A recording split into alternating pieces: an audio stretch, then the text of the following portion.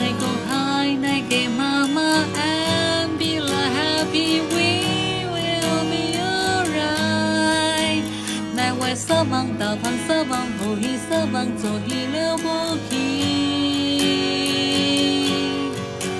cái đi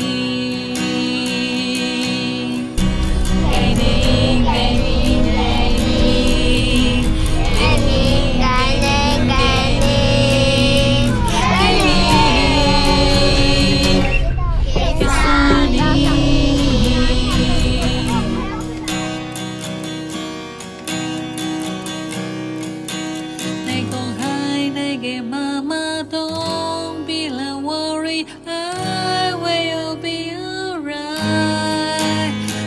Con này chẳng hề lệ, không thấy cái xe đi nghe. Này cô hai này kề ba ba, sự sẽ khi để một ngày sống cái khác biệt lúc này. Cùng đến này kề mộng sống này kề phụ ta này đôi mộng ta ôm.